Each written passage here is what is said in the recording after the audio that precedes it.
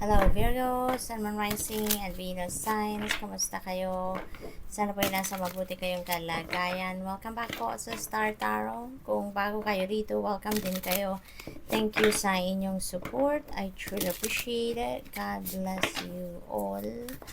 Virgo, po na mensahe ninyo, Queen of Swords. Ayan, so dito sa Queen of Swords, maaaring ngayon, you are really going to be very truthful, very honest, sa sarili ninyo, realistic, yun yung parang in all honesty kayo sa ngayon, so that's really beautiful.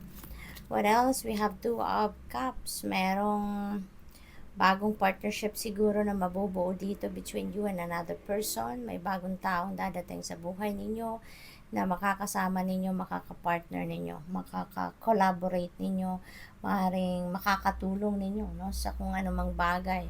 Maaaring sa negosyo, sa proyekto, sa ventures ninyo, yung ganon. Kung meron man din kayong relationship na,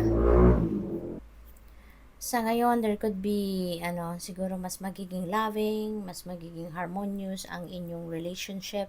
Sa ngayon, possible din na there is going to be peace, na mararamdaman kayo at this time, so which is really good. What else? We have the world energy, Virgo. Maaaring may travel na gagawin ng iba sa inyo. This could be international travel. Maaaring yan ay pasyal, maaaring yan ay related to visiting family, maaaring yan ay related to business, or trabaho ninyo, yung pagta-travel na yan.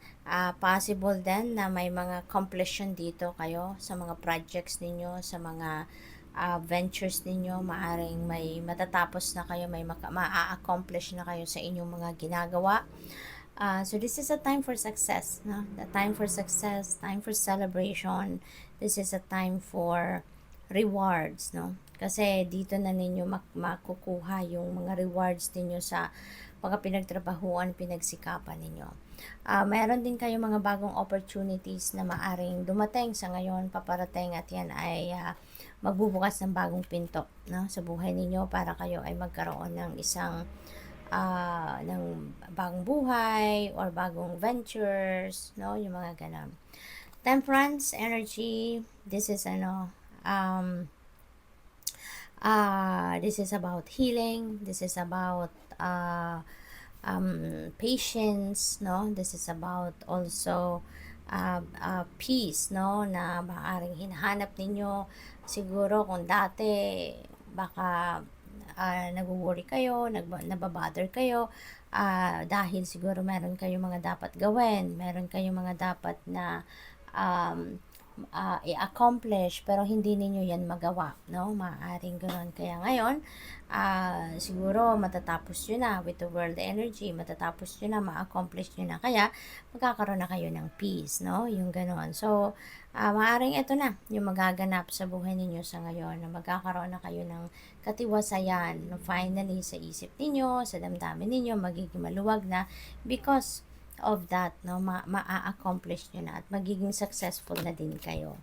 We have Ace of Wands. Ayan, so this is a new beginning energy. Meron mga dito kayong sisimulang bagong chapter sa buhay ninyo that could be related to your creativity, maaring related sa inyong talent, sa inyong mga gifts, maaring magkakaroon kayo ng pagkakataon ngayon na makapagsimula ng bagong project or kung anumang ventures, na magagamit ninyo yung passion ninyo, kumbaga.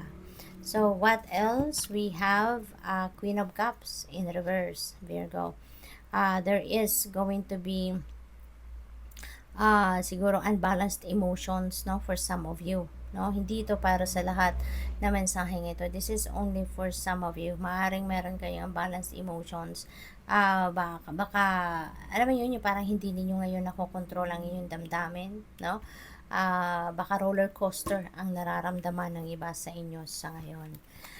We have Three of Swords in reverse. Ayan, maganda to kasi you are already healing, so meron tayong Temperance. This is also about healing.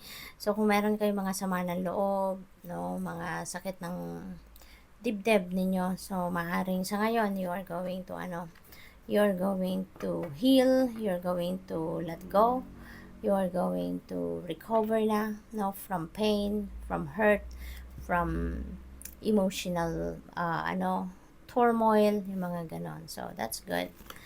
We have the Sun, holy moly, Virgo. Lahat ng kadiliman, lahat ng problema, obstacles na maaaring nararanasan ni Virgo recently, no? That is going to fade away. It's going to fade away. Kasi mababalot kayo ng liwanag ng Sun. Mababalot kayo ng positivity, ng success, financial success, success sa hamon ng buhay, success sa mga problema, mapagtatagumpayan nyo ng lahat yan.